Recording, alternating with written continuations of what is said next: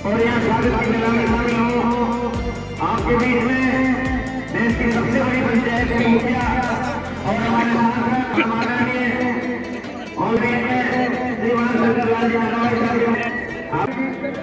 और भी स्वागत के लिए पधारे आदरणीय कृष्ण कुमार जी सभी के द्वारा स्वागत किया जा रहा है। ग्राम बुलावा में चावल संघ उद्योग संघ की तरफ से भगवान जी बिरला है और आदरणीय ओम जी बिरला साहब का स्वागत करें, अभिनंदन करें। लगभग आपको संबोधित करने के लिए मैं किसानों की वतीया ओम जी बिरला साहब से निवेदन करूंगा तो आप सबको जय जय सिया राम। जय सिया राम। मेरे किसान भाइयों,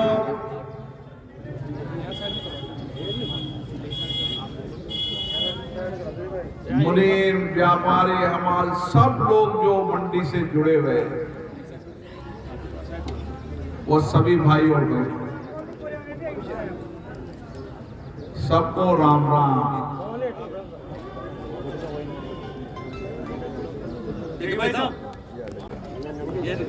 देश के चुनाव में और पिछले 10 साल के अंदर प्रधानमंत्री नरेंद्र मोदी जी के नेतृत्व में ये देश आगे भी बढ़ा है, समर्थ भी हुआ है और शक्तिशाली भी हुआ है। आज हर भारतवासी को गर्व होता है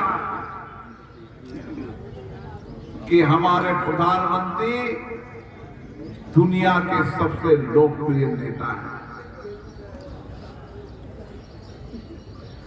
और इसीलिए आध्यात्मिक सांस्कृतिक विरासत के नए युग की शुरुआत है। बरसों तक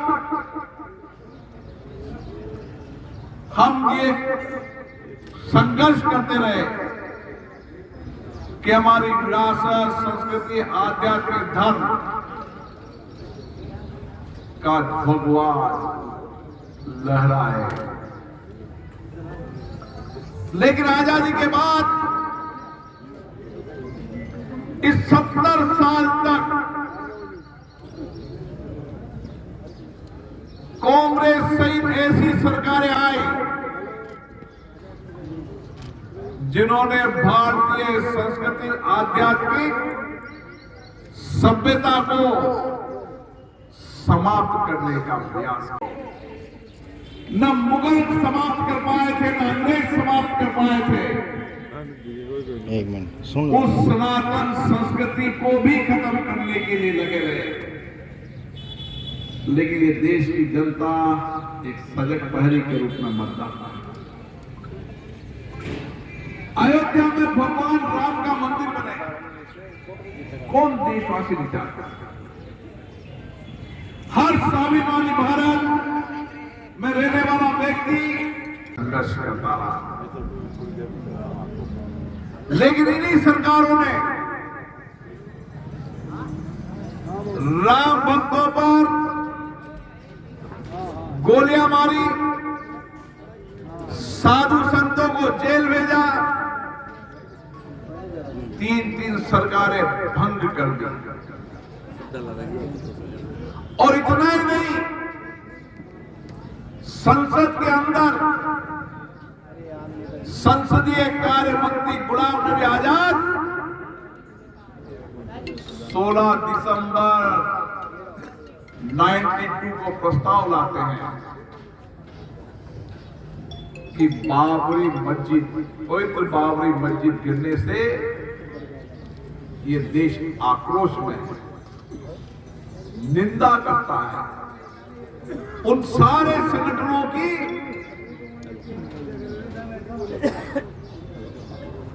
जिन्होंने बाबरी मस्जिद को गिराने में कष्ट किया है। आप देखो कि ये कांग्रेस बोल तो वही रह जा वर्षों तक राम मंदिर बनने का विरोध करती रही। ये कांग्रेस चाहे सीए हो, 370 हो, 3 तलाक हो, इनका विरोध करती रही और कहती रही अगर राम मंदिर बन जाएगा तो देश में आग लग जाएगी, 370 बन जाएगा तो आतंकवाद बढ़ जाएगा। आग तो लगी नहीं, लोगों ने दिया जरूर जलाया, राम मेरे घर आए।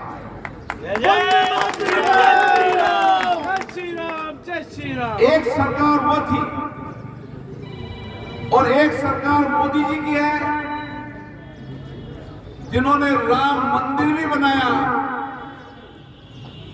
रामलला की मूर्ति की प्रतिष्ठा भी की, सारे देश ने हर्ष खुशी भी मनाई और उसी संसद में फिर प्रस्ताव पारित हुआ कि राम मंदिर बनने पर सारा देश हर्ष पुलिस मनाता है, हर्ष मनाता है, खुशी मनाता है। आप देखो क्या अंतर होता है सरकारों में। आपने सोचा ऐसा क्यों करते थे? क्यों करते थे? आखिर वो इसलिए करते थे कि उनका वोट बैंक फिक्स रहे, उनका वोट बैंक हिले नहीं, बाकी लोगों को विभाजन कर झूठे नारे दे देकर, झूठी बातें कर लोगों को तरह तरह के डराकर वोट लेते गए। अभी कुछ दिन पहले एक नया सबूका छोड़ दिया कि मोदी जी 400 पार आएंगे तो संविधान बदल देंगे। मोदी जी ने एक सभा में कहा कि संविधान को बदला नहीं जा सकता, संविधान बाबा साहब अम्बेडकर का बनाया हुआ है। लेकिन उस अफवाह को आगे तक ले जाना, चुनाव आते इस तरीके की अफवाह फैलाना, ये कांग्रेस की मानसिकता रही है आजादी के बाद से अभी तक। विभाजन करने की, बांटने की, विभाजन बांटकर राजनीति करने की वर्षों तक आदत है। और इन चुनाव में भी वो जब जानती है कि उनका कोई गठबंधन इतना टूट चुका है, वो भी प्रयास के लिए आ गया।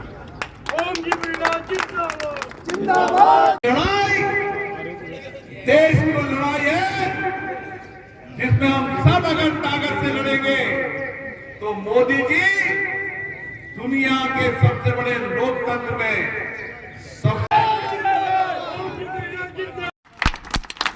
आपको पता है 2019 में पुलवामा की घटना हुई थी, 42 जवान शहीद हुए थे और 42 जवान शहीद होने के बाद भारतीय सेनाओं ने उसका जवाब दिया और उसके बाद इस देश में एक भी चाहे सीमा पार हो या भारत में आतंकवाद की एक घटना घटी क्या? नहीं घटी। ये ताकत नरेंद्र मोदी जी की है और ये चुनाव तो मोदी जी को प्रधानमंत्री बनाने का चुनाव है। देश को सुरक्षित करने का चुनाव है। बहुत सारे मुद्दे मैं देश को आगे बढ़ाने के बता सकता हूं, लेकिन इसलिए कुछ लोग मुद्दों की बात नहीं करेंगे, कुछ लोग उन बातों की बात करेंगे जिनका इस चुनाव से कोई संबंध नहीं है, जिनके चुनाव हो चुके हैं। गांव में आएंगे, किसान को, नौजवान को, महिलाओं को केवल आग लगा के जाएंगे। आपके हैं, ये नहीं हुआ, आपके हैं, ये नहीं हुआ, आपके नहीं हुआ। अरे 5 साल तुम्हारी सरकार थी, भाजपा को सरकार आए तो 2.5 महीने हुए, 2.5 महीने। तुमने तो इस बूंदी जिले के अंदर अगर 1 साल पहले टेंडर लगा देते तो चाहे गरड़दा का पानी हो, चाहे नोनेरा बांध का पानी हो, एक गांव नहीं बसता जहां पर हर घर में नल नहीं लगता और 75 साल के ट्यूबवेल और हैंडपंप से महिलाओं को आजादी नहीं मिली और कमीशन चोरी के चक्कर में टेंडर नहीं लगाया। मंत्री कहते थे मुझसे अभी वर्तमान की इतना घबला है, इतना घबला है, जिस गांव में जाऊं घबले के अलावा कुछ नहीं दिया। उसका परिणाम उन्होंने दे दिया है। इस राजनीति के अंदर सत्य पे बात चलती है, अहंकार पे राजनीति नहीं चलती, झूठी बातों पर भी राजनीति नहीं चलती, गलत तथ्यों पर राजनीति नहीं चलती। कौन सी भाषा का इस्तेमाल करते हैं? ये भाषा चुनाव के पहले है, जिन भाषाओं का इस्तेमाल करते हैं। मैंने राजनीति में बहुत लोग देखे, बहुत चुनाव भी लड़े, पर जिस भाषाओं का उपयोग करते हैं ना, उनको समझना चाहिए इस भाषा को कोई पसंद नहीं करता, इस अहंकार को भी कोई पसंद नहीं करता। जनता का विश्वास भरोसा जीता जाता है। कौन सा ऐसा विषय है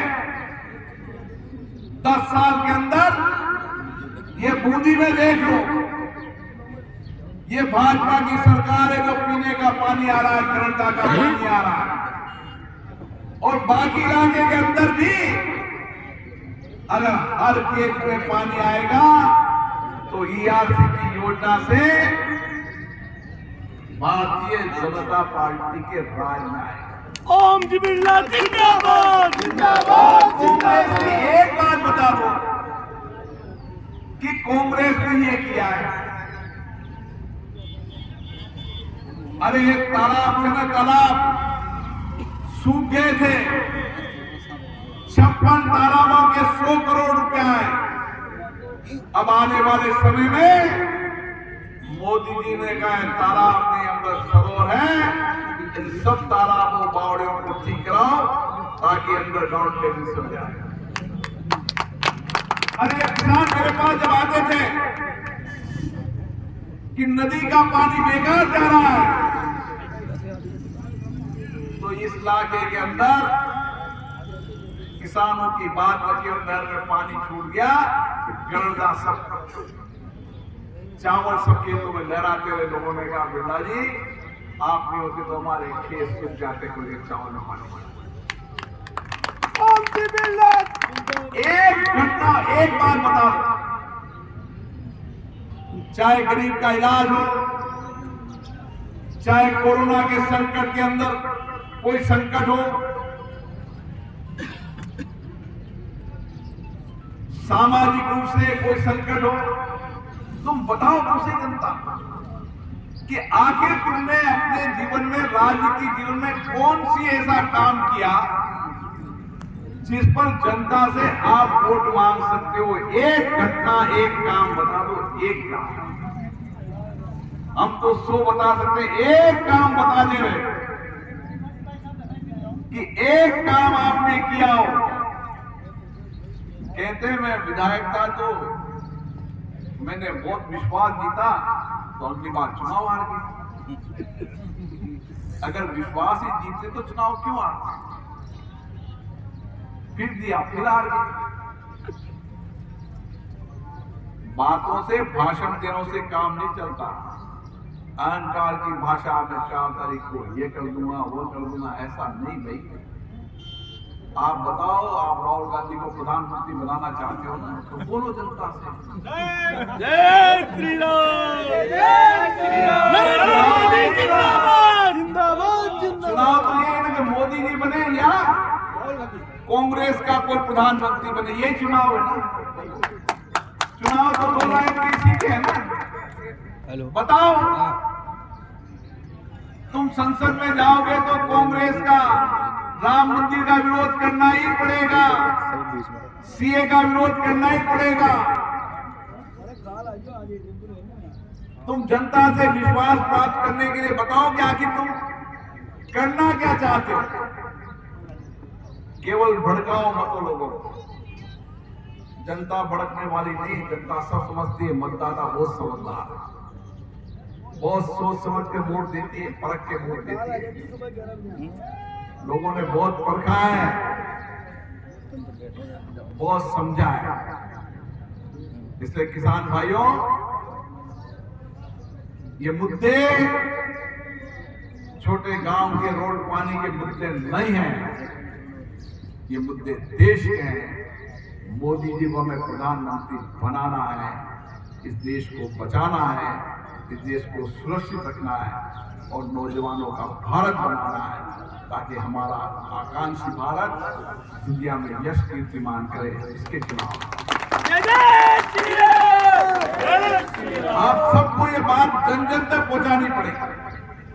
अब की बार आप मानते हैं